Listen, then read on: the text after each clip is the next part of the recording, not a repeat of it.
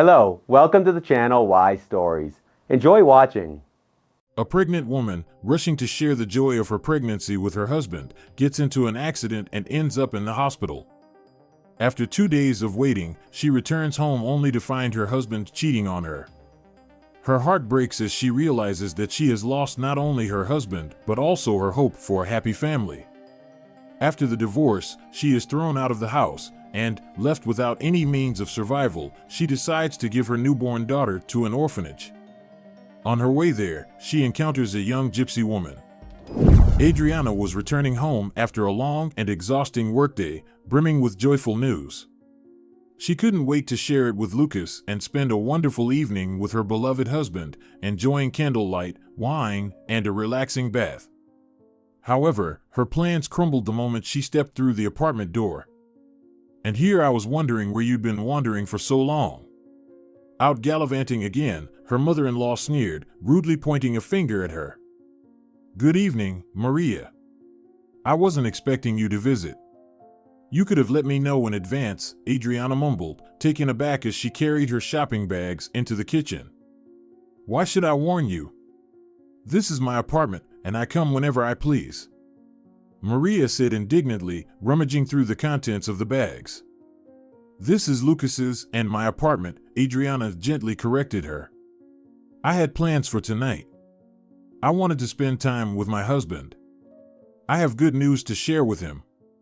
Maria raised an unimpressed eyebrow. "What, finally decided to get a real job? Good. Those silly pictures of yours are useless. You'd be better off working in a factory than wasting time like you do." "I'm satisfied with my job. And I'd prefer to tell Lucas my news first. Perhaps you could come by tomorrow?" Adriana suggested with a smile, imagining how happy her husband would be.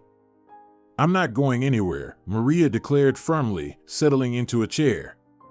"This is my apartment, and I'll come here whenever I want." Adriana cursed silently, but her smile only widened. She unpacked the groceries and quickly texted her husband. "I want to spend the evening alone with you, but your mother is here. Could you ask her to come tomorrow instead?" As she pondered what special dish to surprise him with, Maria continued to inspect the groceries. "Lucas can't eat this fatty sausage. You know he has a weak stomach," the older woman wrinkled her nose, pushing the sausage aside. "And this? Full-fat sour cream? Do you even think before buying food for my son?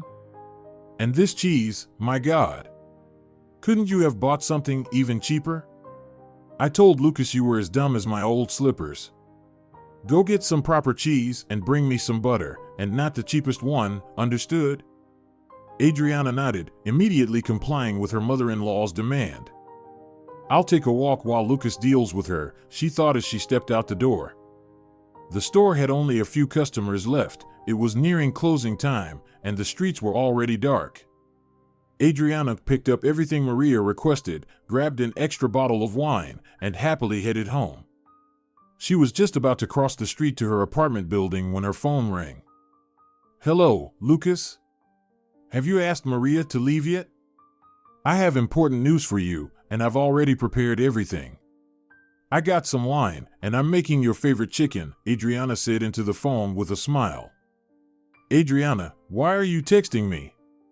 I'm at work and won't be home until late. My mother decided to stay overnight." "You can tell me your news over the phone," Lucas replied with irritation.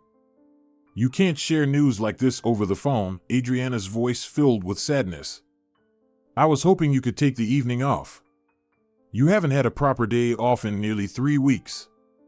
You come home past midnight almost every day. Please, take some time off so we can be together. This is important." Lucas didn't let her finish. He sighed heavily and spoke hurriedly. "Look, I really can't talk right now. I have a meeting with my boss. Whatever this news is, it can wait. I have to go. Just make something nice for my mom and don't argue with her. Bye." The call disconnected, leaving Adriana staring at the screen. She had been so distracted that she forgot she was crossing the road. The blinding glare of headlights filled her vision before she heard the screech of tires and the blare of a horn. The impact struck her hip, sending her flying several steps away from where she had just been standing. The world blurred, and the last thing she saw before everything went dark was a pair of sneakers, an unusual shade of violet, before she lost consciousness. When Adriana woke up, she didn't immediately realize where she was. White walls surrounded her, the air smelled of alcohol and sterility, and the bed she lay on was covered in crisp white sheets. "Good morning," came a soft male voice nearby, making her flinch. "How are you feeling?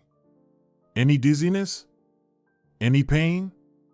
Adriana turned her head toward the sound and saw a tall, pleasant-looking young doctor gazing at her with concern. "No," she answered quietly. "Am I in a hospital?" "What's the last thing you remember?" the doctor asked, checking her vision by alternately covering her eyes. "I was at the store, then walking home," Adriana frowned, recalling how terrified she had been. "A car hit me. Fortunately, aside from bruises and scratches, you're okay," the doctor nodded. For a moment, Adriana froze, replaying the moment of the collision in her mind, and then suddenly gasped. "Doctor, what about?" She placed both hands on her stomach and looked at him pleadingly. The embryo was not harmed, the doctor quickly reassured her, adding, "From what we understand, at the moment of impact, you instinctively wrapped your arms around your stomach, and even in the ambulance, despite being unconscious, you didn't let go." Adriana could only nod, feeling tears of relief and joy roll down her cheek. "Thank you," she whispered, still keeping her hands protectively over her stomach. "We'll check on you again tomorrow to make sure everything is fine, and then you can go home. For now, just rest," the doctor informed her, jotting something down in his notebook before leaving. For several minutes, Adriana lay there, holding her stomach.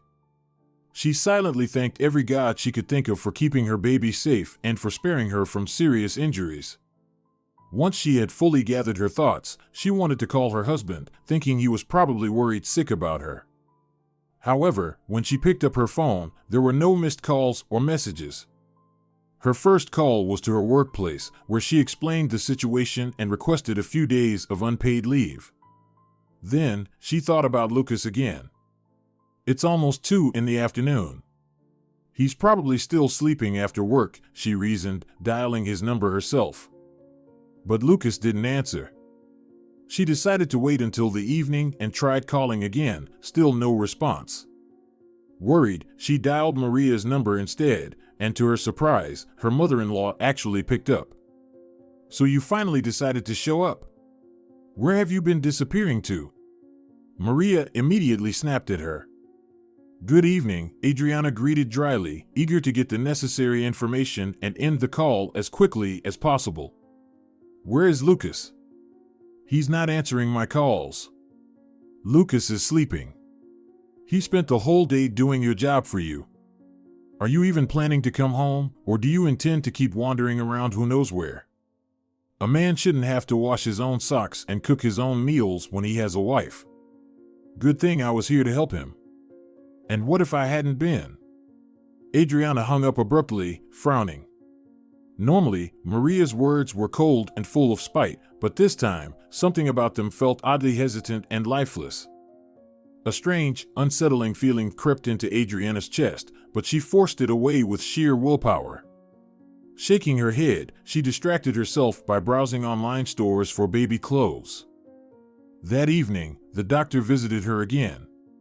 He checked on her, nodded in satisfaction, and then asked, "Your family must have been in shock." "What do you mean?" Adriana asked, puzzled.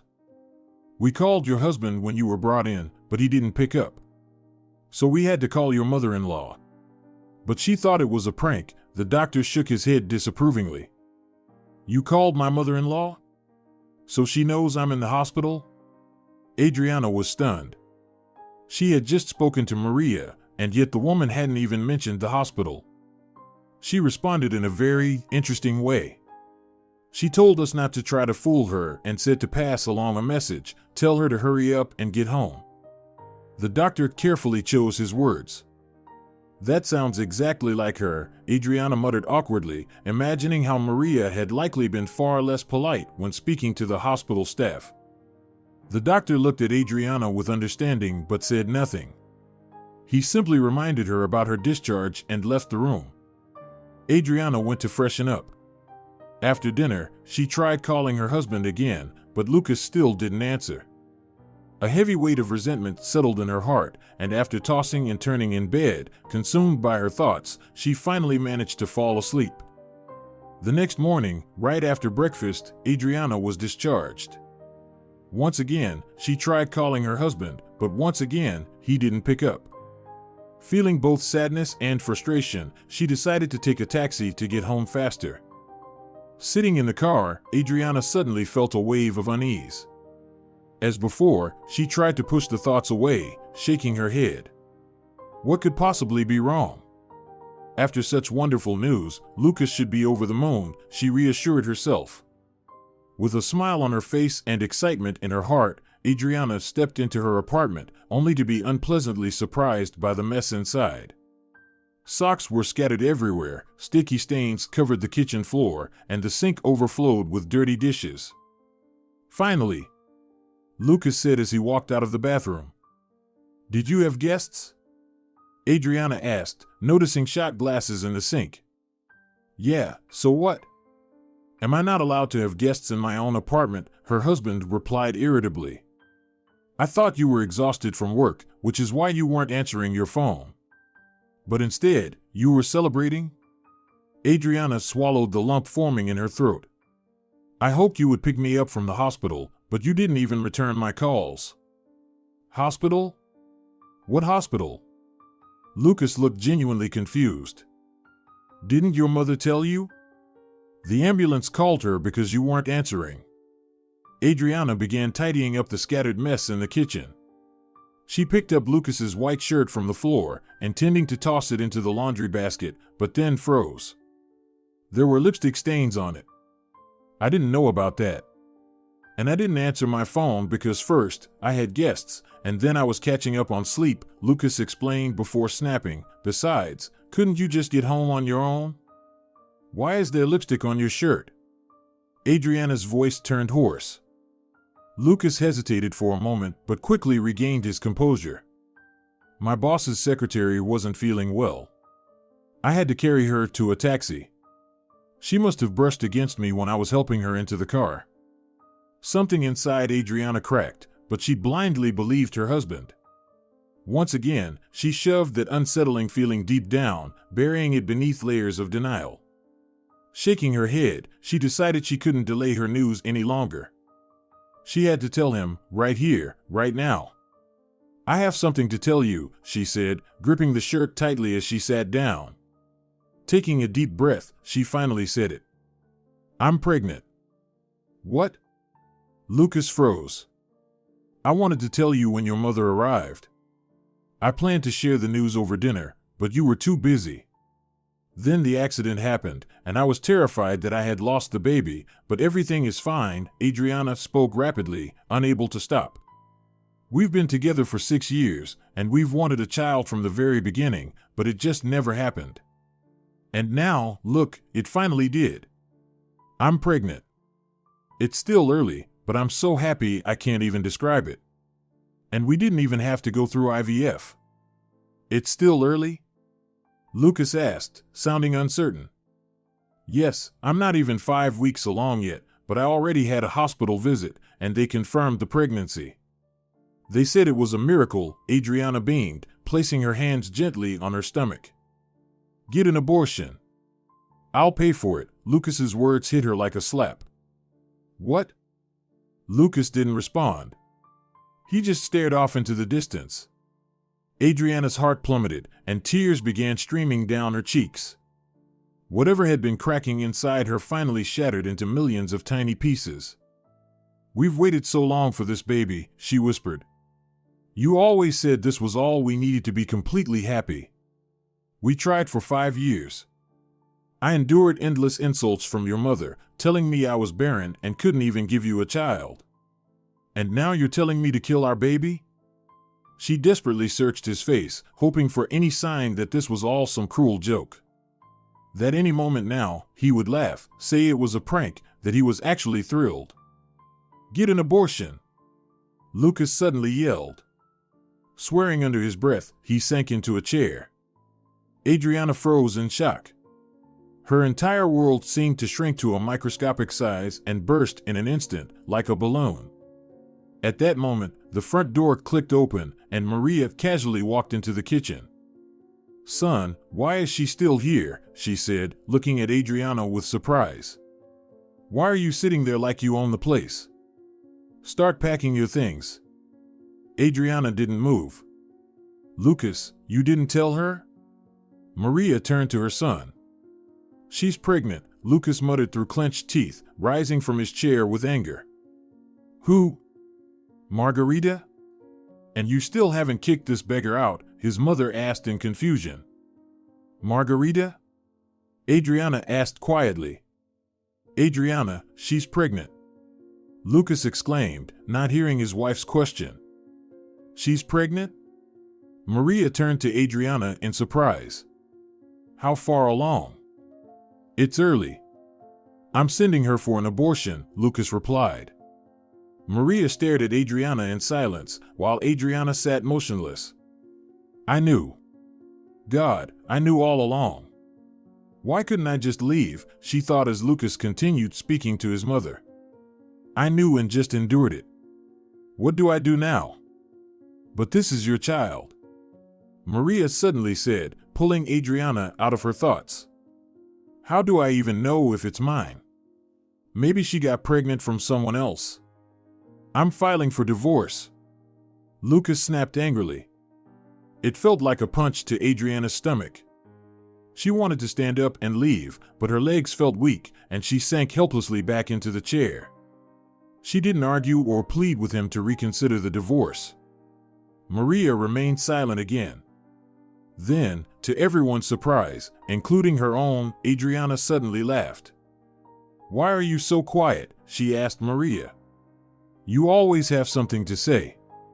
Why are you silent now?" "I didn't know," Maria muttered, flustered. "Oh, but you knew about Margarita and said nothing. I suppose it's because she cooks and cleans better? Or is it something else?" Adriana asked, her voice filled with defiance. "What does it matter to you?" Lucas shouted. "She earns well, and she doesn't nag my son. She treats me with respect, unlike you," Maria said, ignoring Lucas's outburst. "So, it's about money," Adriana nodded. "I understand. What could you possibly understand?" Maria sneered. "Pack your things, and I don't want to see you in my apartment by tonight. Is that clear?" Lucas's phone rang, and he stepped out of the kitchen to take the call. Adriana pressed her lips together. She knew exactly who was calling him. "Do you have anywhere to go?" Maria asked softly. "Why do you care?"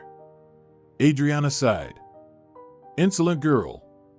Maria snapped, but after a brief pause, she added in a softer tone, "You can stay here for now.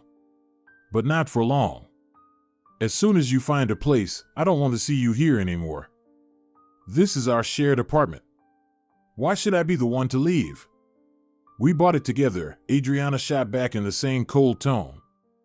"That's not true," Maria mumbled something under her breath and walked out.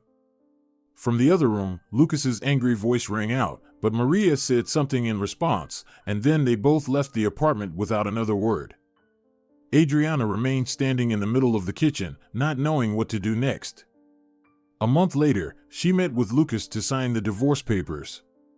6 months after that, she discovered that after purchasing the apartment, Lucas had legally transferred ownership to his mother, meaning Maria was the rightful owner. Adriana immediately contacted a lawyer, and together, they tried to find a way for her to claim a share of the property. "There's nothing we can do," the lawyer said with a trace of guilt in his voice. "How is that possible? We both invested in the apartment. I paid for most of the furniture." Adriana protested, feeling completely helpless. "I understand, but unfortunately, he arranged everything cleverly, and we have no way to prove it," the lawyer concluded. Walking home, Adriana once again marveled at how naive and foolish she had been to marry Lucas. Cunning, deceitful, and disgusting, she thought bitterly. Now I really have to find a new place to live. But I have almost no money left. What am I going to do? When Adriana reached home, she checked her mailbox. Among the utility bills, she found a small, clean envelope. Opening it, she was horrified. Inside were photographs of her husband with various women. She counted 13 pictures. Every single one featured wealthy women and girls. Each photo had a date stamped on it. Adriana quickly realized that on the days these pictures were taken, her husband had either been working late or away on business trips. Some of the dates even coincided with the times when she had traveled to another city to visit her parents' graves. He was with other women, even when I was in the hospital, she thought. Suddenly, she felt sick. Slowly crouching down, battling nausea and dizziness, she called for an ambulance. I was hoping I wouldn't see you in the hospital again, the familiar young doctor said with a slight smile. How's the baby? Adriana asked, ignoring his joke. Everything is within normal limits. But you're at high risk of miscarriage. I strongly recommend you stay for observation, the doctor said seriously. Of course, Adriana nodded. Here's a list of necessary items. The doctor handed her a piece of paper. This includes everything you'll need while you're here. Adriana scanned the list and sighed heavily. She didn't have even half of the things written there. She also had nothing for the baby. I can't bring all this. I only have clothes for myself, she admitted. The doctor thought for a moment, then nodded. Then have someone bring you what you do have, and I'll try to find the rest for you. We often have leftover items from discharged patients, he suggested. Can't I go get my things myself? She asked, confused. No, with your fluctuating blood pressure, we can't discharge you, the doctor explained. Ask a coworker or a neighbor. Thank you, Adriana nodded. The doctor wrote something in his notebook and, after saying goodbye, left the room. Adriana hesitated. There was only one person she could call to bring her things. And as much as she didn't want to do it, she had no other choice. Taking a deep breath, she picked up her phone, hesitated for a moment, and then dialed the number. Are you finally moving out? Came the immediate response from the other end. Maria, I'm in the hospital. Can you bring me my things? I'll text you what to bring and where to find them. Adriana paused briefly, but then added, I have no one else to ask. Silence. Adriana thought maybe Maria's phone had lost connection, but just as she was about to hang up, her mother-in-law finally spoke. Fine. Send me the list of your rags and the hospital address. You'll pay for my taxi later, understood, she said in her usual rough manner. Understood. Thank you. An hour later, Maria arrived at Adriana's hospital room. She not only brought Adriana's things, but also a few baby blankets and tiny shirts. What's this? Adriana asked in surprise, examining the old, well-worn baby clothes. Lucas's things, Maria answered reluctantly. Why did you bring them to me? And what, do you have anything else for the baby? Maria's voice suddenly rose. Because I don't see you buying anything. Adriana pressed her lips together. She had spent most of her money on vitamins and healthy food, leaving almost nothing for baby supplies. She still didn't know what she would do after giving birth, but she refused to despair or let stress consume her. Why are you silent? Maria asked irritably. Why do you care? Adriana snapped back unexpectedly, her patience finally wearing thin. Maria frowned but didn't rush to leave. She gave Adriana's belly the long, careful look. A boy? She suddenly asked. Adriana hesitated but then nodded. She gently stroked her stomach, taking a deep breath, trying to hold back tears. A grandson, then. Maria muttered under her breath. Then, quickly regaining her cold demeanor, she added, good luck. Without saying another word, Maria left, casting one last unreadable glance at her daughter-in-law. Adriana closed her eyes and took a deep breath. No money, no home, no friends. What am I going to do, she thought, looking at the baby clothes. Who would have thought I'd end up in this situation? Her thoughts were interrupted by the ringing of her phone. Hello, she answered, irritation creeping into her voice. Good evening, Adriana. You still haven't sent me the documents, and I urgently need them, came a woman's voice on the other end. Good evening, Senora Perez. You see, I'm currently in the hospital and don't have access to my files. Maybe you could retrieve them from my work computer yourself? Adriana suggested nervously. You're in the hospital again, her boss asked, clearly annoyed. Lately, you haven't been doing your job well and keep ending up in the hospital. We'll be hiring someone new for your position. You'll receive payment for the days you worked this past month.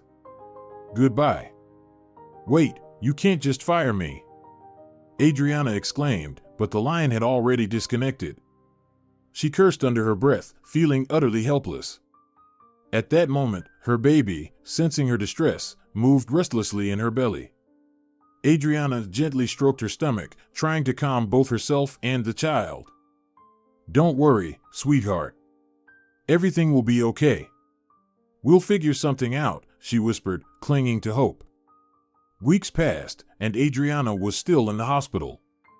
Her condition remained stable, but the doctor still wouldn't allow her to leave. With no other choice, she spent her days in the hospital room, undergoing tests and obediently following medical instructions. Finding a new job proved to be long and difficult. Adriana needed remote work, but suitable opportunities were scarce since few companies were hiring for such positions. Another problem was the lack of a laptop. Hers was still at Lucas's house. But then, an unexpected guest arrived, someone she never thought she'd see. Mom said you were in the hospital, Lucas said, stepping into the room. What are you doing here? Adriana asked, not eager for a conversation. Here, Lucas placed her laptop, along with some paperwork and flash drives, on the bed. He cast a quick glance at her belly, making Adriana instinctively cover it with her hands. I didn't throw away your clothes, I packed them in bags. You can also take some of the furniture when you're able. How generous, Adriana remarked sarcastically. Thank my mom. I would have tossed everything in the trash if it weren't for her, Lucas snapped. So, did she send you here too? Adriana asked. Lucas didn't answer. He glanced at her belly once more and silently left. Lucas's act of kindness ended up playing a crucial role in Adriana's life. Thanks to it, she managed to find a few freelance jobs and successfully complete them. This gave her a small sense of relief. It's not much, but at least I can save up for a place to stay for a month, she thought optimistically. Maybe I'll find a stable job before the baby arrives. With renewed determination, she sent out her resume to companies matching her expertise. Unfortunately, she didn't manage to secure a steady position before giving birth. A month before her due date, Adriana noticed fluid leaking. It's time, Mama. Get ready, we're moving you to the labor ward, her obstetrician announced. A wave of anxiety washed over her as she hurried to prepare. Labor was long and complicated. The baby was positioned incorrectly, and for hours, the doctors couldn't determine the problem. It wasn't until nearly 24 hours later that one of them finally realized what was wrong, and Adriana was rushed in for an emergency C-section. She had no sense of time inside the operating room. The anesthesia numbed her body, and she drifted in and out of consciousness. But the moment they placed a tiny, warm bundle against her chest, she immediately came to her senses. Congratulations.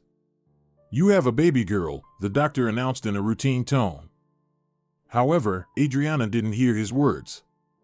She was completely absorbed in the sight of her baby's tiny hands and eyes, overwhelmed with tenderness. Tears streamed down her face, and she felt like screaming with happiness. The baby barely moved, letting out soft whimpers, but nothing could diminish Adriana's boundless joy. Yet, before she could fully savor the moment, the nurses took the baby away, and the surgery continued. She didn't lose consciousness again, but she anxiously turned her head, trying to catch another glimpse of her child. "If you keep moving, your stitches will be crooked." "Is that what you want?" one of the nurses scolded her. Adriana forced herself to stay still, waiting patiently for the surgery to end. When she was finally moved to the postpartum ward, the baby was brought to her, but only for feeding. "Because your baby was born prematurely, she will stay in this incubator," the doctor explained, pointing to a small glass box with tubes and monitors. "We'll use it to monitor her temperature and breathing, so try not to worry." After showing Adriana how to pump milk, feed the baby with a bottle, and change diapers, the doctor finished examining the infant and left. Adriana was left with mixed emotions. On one hand, she was indescribably happy to see her child. But on the other, she was consumed with anxiety. The fact that she couldn't hold her baby in her arms made it even harder. She tried not to let it get to her, remembering the doctor's warning: if you stress too much, your milk supply will decrease. Only a week later, when the baby finally reached the minimum required weight, Adriana received good news. She doesn't need the incubator anymore. You can hold her now and start breastfeeding. We'll monitor you for 3 more days, and then you'll be discharged, the doctor said while checking on the baby. You should ask the father to bring clothes for the discharge. Adriana nodded. She still didn't know where she would go with the baby or what she would dress her in for discharge, but she hoped that in the next 3 days, she could find at least a small room to rent. However, when she checked her bank account on her phone, she was horrified. Her entire balance had been deducted for a missed loan payment.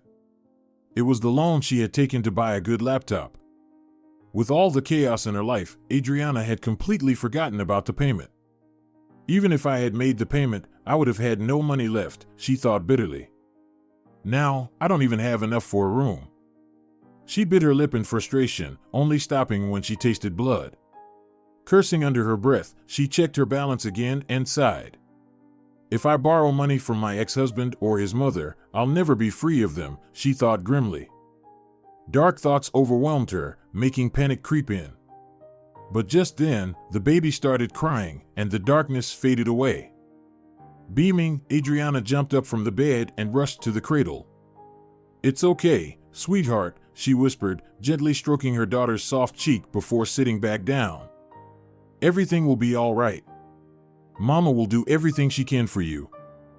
Despite these words, Adriana's stress took a bigger toll than she had realized.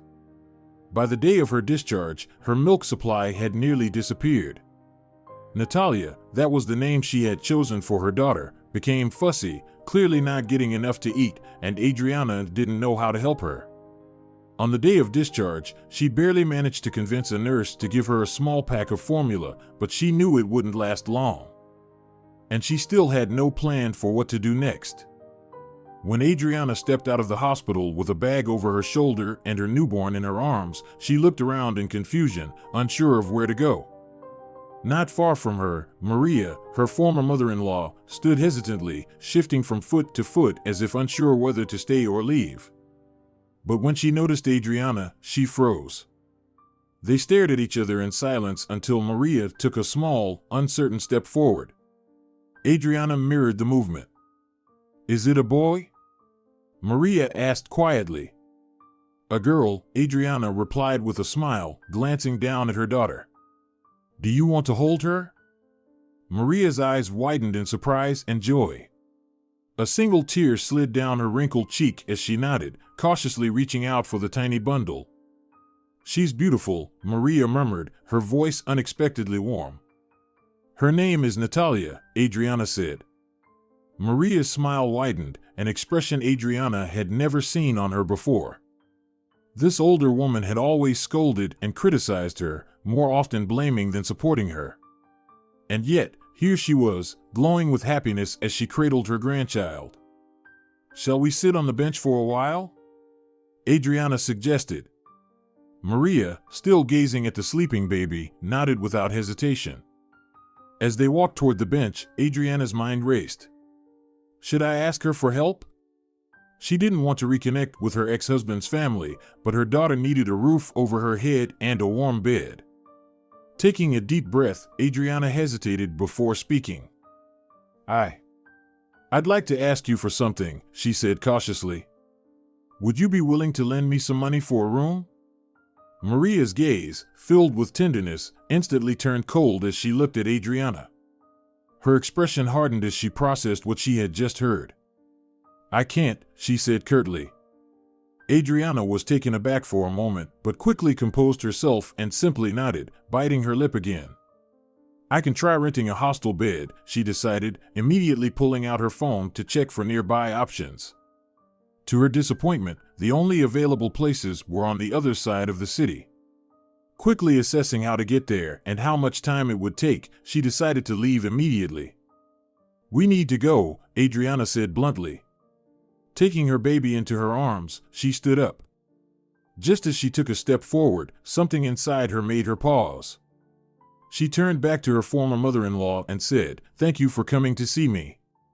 Maria, startled, nodded slowly and widened her eyes as if seeing Adriana for the first time.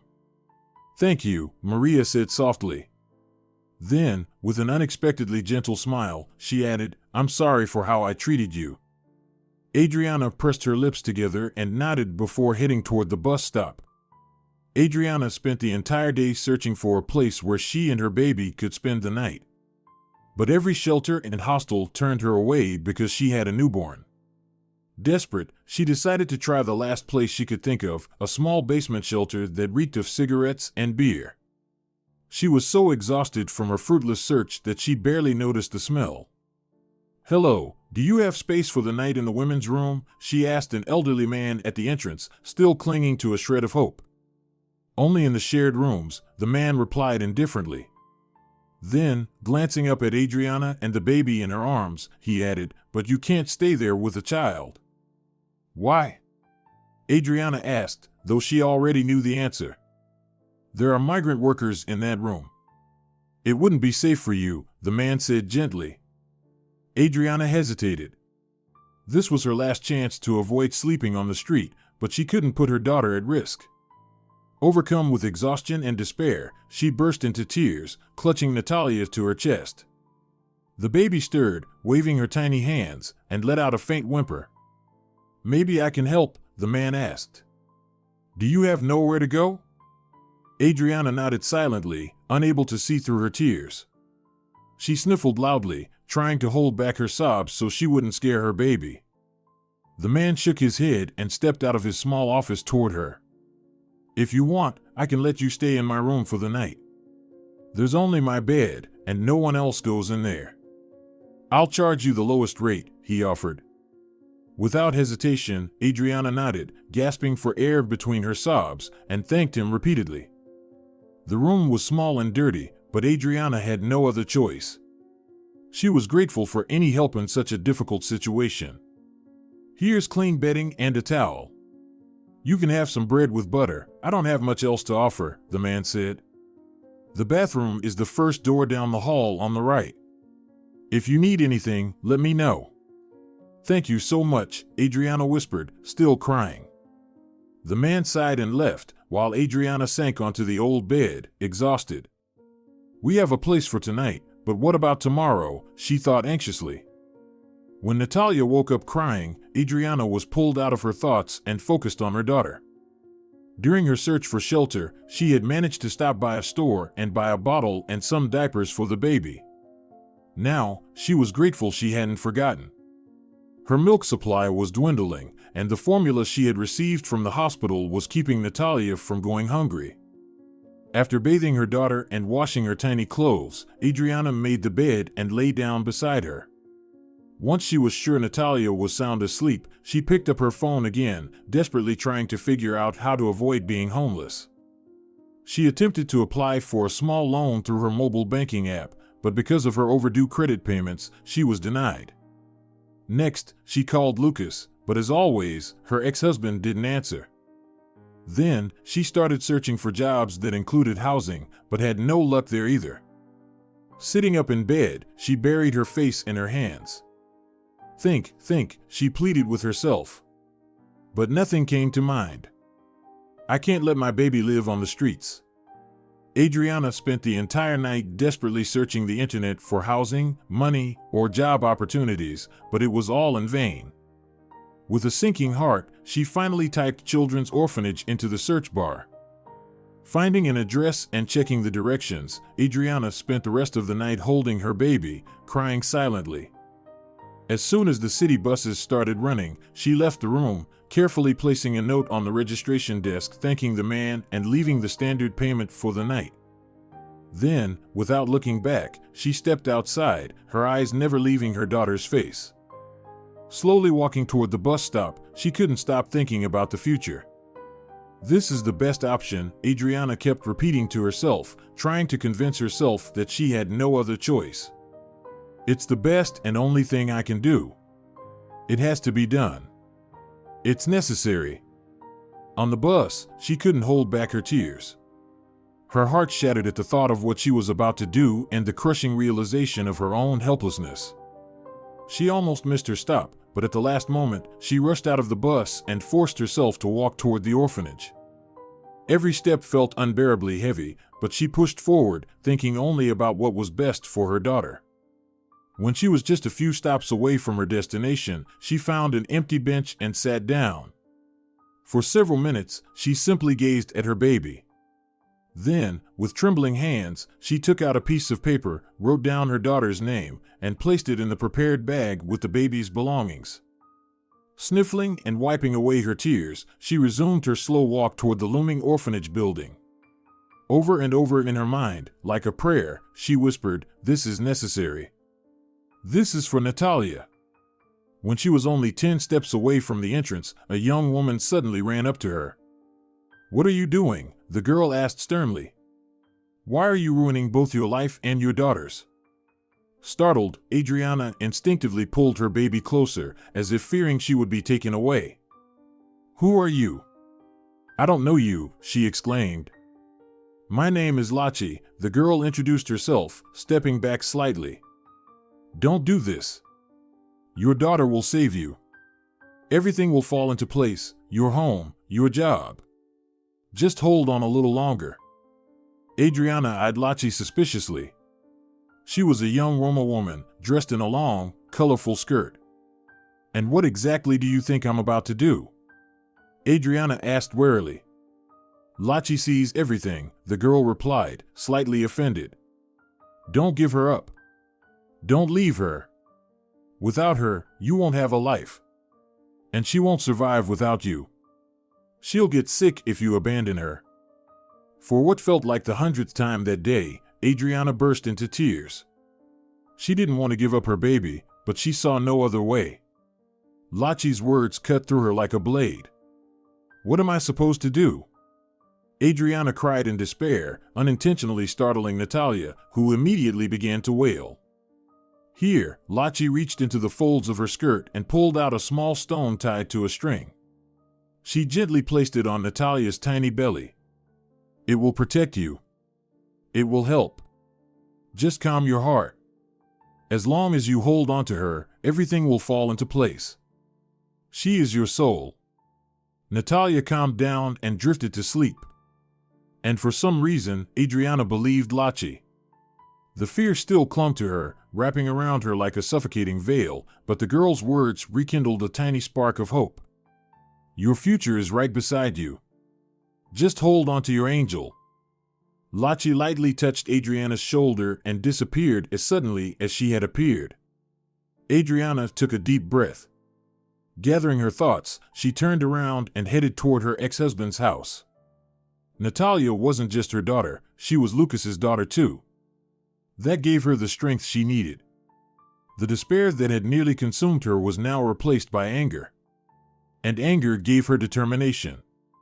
But when she finally reached the apartment that her ex-husband had so shamelessly taken for himself, her confidence wavered. Natalia is not to blame for having such a worthless father, she reminded herself as she climbed the stairs to her old home. Standing in front of the door, she hesitated for a moment. It took all her willpower not to turn around and walk away. She knocked. Seconds dragged on. No one answered. She knocked again, and this time, she heard footsteps. The door opened, revealing an unfamiliar woman. She squinted sleepily, trying to make out who had disturbed her. "Who are you?" the woman asked in a hoarse, smoky voice. "Hello, I'm looking for Lucas," Adriana said, instinctively shielding her baby. "He's not here." "He doesn't live here," the woman replied quickly before slamming the door shut. The overpowering smell of alcohol and stale tobacco hit Adriana, making her wince. She double-checked the apartment number. Then she stepped outside, wondering if she had mistaken the entrance. But no, everything was correct. Determined, she climbed the stairs again and knocked once more. "What now?" the woman yelled angrily. "Sorry, I don't understand. Lucas doesn't live here? Where is he?" Adriana took a cautious step back, afraid the woman might lash out at her. "Didn't you hear me? Lucas doesn't live here. This is my daughter's apartment now, so don't come back," the woman snapped. "If you're looking for Lucas, try his mother's place." And with that, she slammed the door shut, this time locking it. Adriana walked into the courtyard, confused, and was about to call her former mother-in-law when her daughter started crying. She had to rush into a nearby cafe to find hot water and prepare formula. While Natalia eagerly drank her bottle, Adriana dialed Maria's number, hoping to ask what had happened. But the number was out of service. Frustrated, she decided to go to Maria's home in person. Lucas's mother lived just a few stops away from the apartment where Adriana had once lived with her husband. On the way, she stopped at a shopping mall to charge her phone, grab a quick bite to eat, and change her baby's diaper. The short break was much needed. Adriana hadn't realized how exhausted her arms were from carrying her baby for 2 days straight. But when she placed Natalia on the changing table, her muscles throbbed in protest. After stretching a little, she decided to try calling Maria one more time, but the number was still unavailable. Massaging her aching shoulders, she picked up her daughter again and resumed her journey. When she was just a short distance from Maria's apartment, Adriana decided to take a shortcut along the road. And, as if the universe was against her, a car sped past and splashed her with cold, dirty water from a puddle. She froze in shock at first, startled by the sudden soaking. Then, as the realization sank in, she cursed the careless driver under her breath and looked down at her wet, muddy legs. The car didn't speed away. Instead, it braked sharply, and a man in a suit stepped out. "Miss, I'm so sorry," the man apologized sincerely. "Is the baby dry?" "She's fine," Adriana grumbled, still staring at her ruined clothes. Then she snapped her head up, her glare shifting to the driver. "Can't you drive properly?" She was about to scold him for speeding and mention traffic fines when she suddenly recognized the man. "Pablo?" she asked, her irritation momentarily fading. "Excuse me?" The man didn't immediately understand her change in tone. "Pablo Ramirez?" she asked again, though she was already certain it was him. For a few seconds, Pablo stared at her in confusion. Then his face lit up with recognition. "Adriana. Oh my God, is it really you?" he exclaimed. "You never could run properly, and now you can't drive either," she teased, still annoyed about her wet clothes. "Well, you're not wrong," he admitted with a laugh. "Let me give you a ride." "I'm almost there," Adriana tried to decline. "Then let's meet up when you have time," Pablo said, pulling a business card from his pocket and handing it to her. "Call me when you can, or if you need help. After all, I did just drench you." "Thank you." "I'll call," Adriana nodded, tucking the card into her pocket. "How are you, though? Everything okay?" Pablo asked kindly. Adriana hesitated, glancing at her baby. She didn't know how to answer, so she simply shrugged. Pablo nodded understandingly and didn't press further. He wished her luck, apologized again, and drove off. Seeing him had warmed her heart.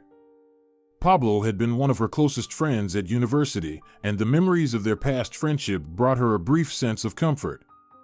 When Adriana reached Maria's house, she hurried upstairs and knocked firmly on the door. No one answered. Thinking someone would return home later in the evening, she sat on a bench outside to wait. She didn't have to wait long. About 40 minutes later, Lucas walked past her. At first, she barely recognized him. Her ex-husband had lost weight and looked gaunt. "Lucas," she called out. But he didn't hear her and disappeared into the building. Adriana quickly followed him, catching up just as he reached the door to Maria's apartment. "Lucas," she called again. This time, he turned. "Adriana?" His face twisted in surprise. "We need to talk." "Right now?" He sounded confused and exhausted. Adriana nodded. Lucas sighed, then unlocked the door and gestured for her to come inside. She glanced around the apartment. It felt emptier than the last time she had been there. The expensive paintings from abroad were gone. The handmade rug had disappeared. Other valuables Maria once treasured had vanished. While Adriana took in her surroundings, Lucas placed a kettle on the stove and sat at the kitchen table. "What did you want to talk about?" he asked, his tone distant as if his mind was elsewhere. Adriana hesitated for a moment, then walked toward the window. "I need to ask for your help," she admitted uncertainly. "From me?" Lucas turned to her, and for the first time, his eyes landed on the baby in her arms. "Is that him?" "It's a girl." "Natalia," Adriana answered softly. "She's the reason I'm here. I have nowhere to go, and I'm asking you to let me stay for a while. I'll get my life in order and leave as soon as I can." Lucas kept his eyes on his daughter, but there was no warmth in his gaze. Only indifference. Seeing that he wasn't responding, Adriana continued, "I thought I could stay in the apartment we used to live in. But when I went there, some woman answered the door. She says the apartment is hers." Lucas shot up from his chair. "You went there?" "I couldn't reach Maria, and I didn't even try calling you because you never answer my calls," Adriana explained. "You ruin everything." Lucas suddenly shouted, startling not only Adriana but also Natalia. "First, this child. Now you show up at Margarita's door. Are you trying to destroy my life completely? Why didn't you get an abortion like I told you to?" Adriana calmed her daughter and glared at Lucas. "She is my child, and I decide whether or not to have her," Adriana said firmly. "I've never thought about your life, let alone tried to ruin it. Right now, all I care about is making sure my daughter doesn't end up on the street. As you can see, I even had to come to you." Lucas cursed under his breath. Adriana realized there was nothing left to say. It hurt her deeply to see that the father of her child was such a horrible person, but she reminded herself that they were divorced. She will never know what kind of father she has. She will be a better person than me, and definitely better than him, Adriana thought as she stepped out of the apartment. Dusk was settling in. With all the running around the city, Adriana hadn't even noticed how late it had gotten.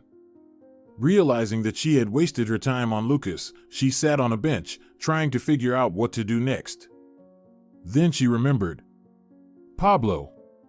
Reaching into her pocket, she found his business card and quickly dialed his number. "Pablo, you have a chance to make up for soaking me earlier," she said, hoping he admitted when he said he'd do anything to apologize. "I'll be free in 20 minutes. Where can I pick you up?" Pablo responded without hesitation. Adriana gave him the address. Less than an hour later, the familiar car pulled up at the curb. Pablo stepped out, smiling warmly as he walked toward her. "Can we go to the nearest shopping mall?" she asked. After getting his confirmation, she climbed into the car. They went to a small cafe where Adriana ordered hot water.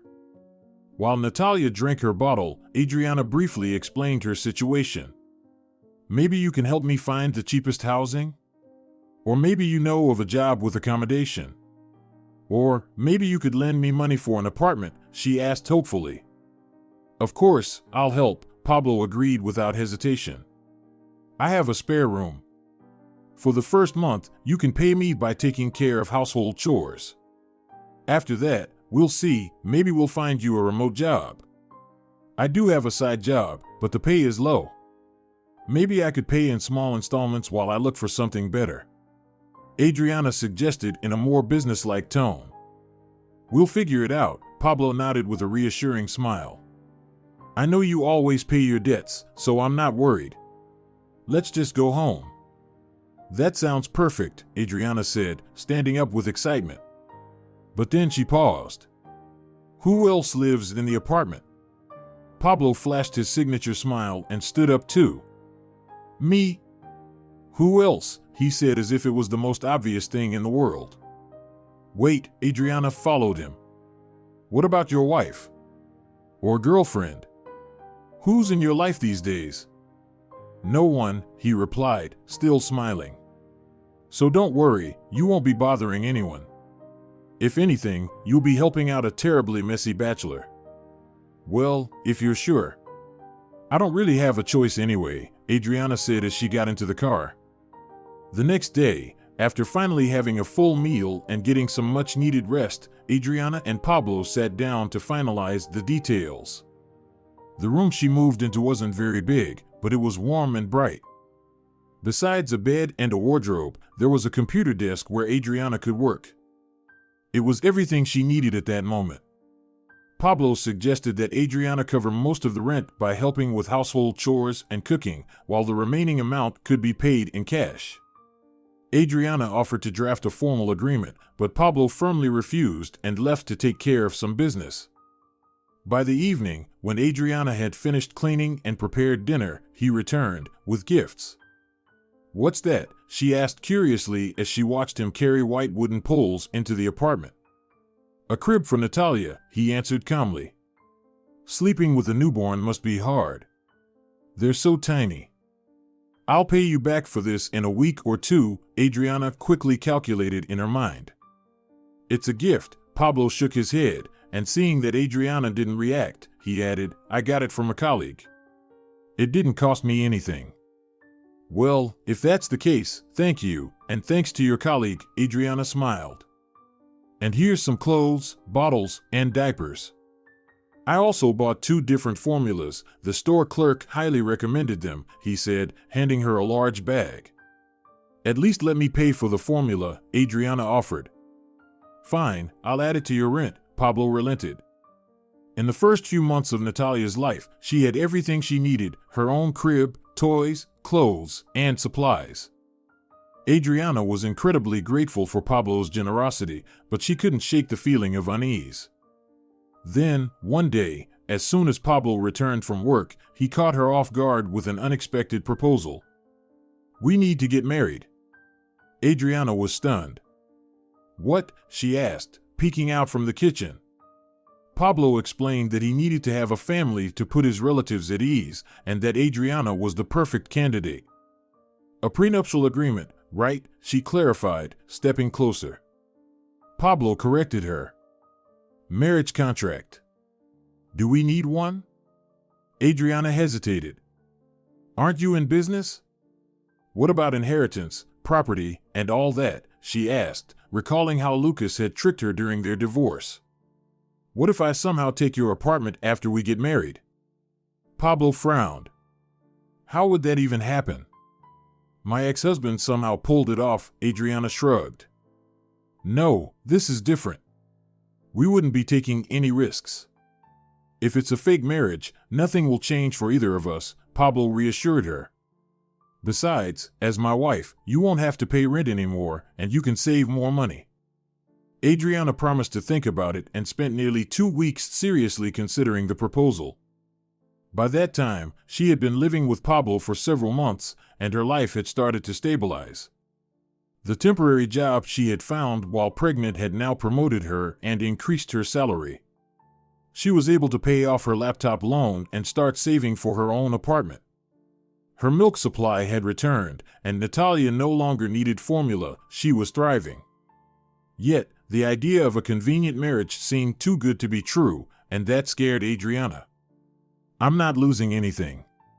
If anything, I'm gaining benefits while he just gets the title of a married man. Maybe this is how I can repay him for everything he's done for me," Adriana said to her daughter one evening when Natalia briefly woke up. What do you think? Should I say yes? Natalia blinked a few times and then smiled. It was the first time Adriana had ever seen her baby smile like that. That's a sign, isn't it? Adriana whispered. She kissed Natalia's belly repeatedly, then finally made up her mind. She would say yes. However, telling Pablo proved to be harder than she expected. Every time she gathered the courage to bring it up, doubt crept in, and she postponed the conversation. Days passed like this. Then, one evening, after finishing all her tasks, Adriana decided to take a quick shower while Natalia was asleep. But as soon as she lathered shampoo into her hair, the baby started crying. Quickly rinsing off the soap, she threw on a towel and ran out of the bathroom, only to be met with an unexpected sight. Pablo was gently holding Natalia in his arms, speaking to her softly. The baby had already calmed down, lying still and listening to his voice.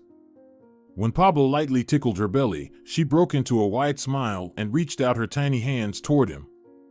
Clutching his finger, she smiled again, then closed her eyes and immediately fell asleep. Pablo continued to stand there, gently rocking Natalia in his arms. Adriana felt an overwhelming warmth in her heart.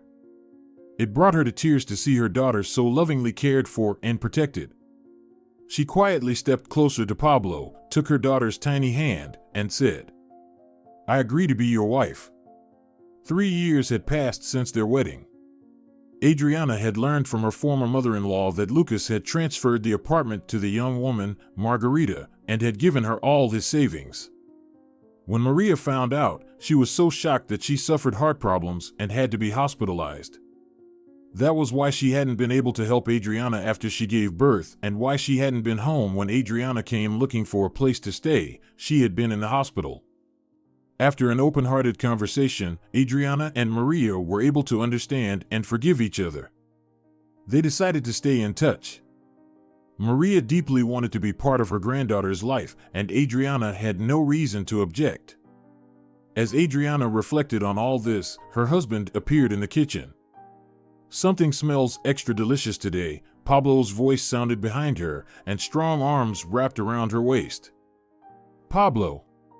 Adriana exclaimed. "You keep sneaking up on me. One day, I'll make you an apricot pie."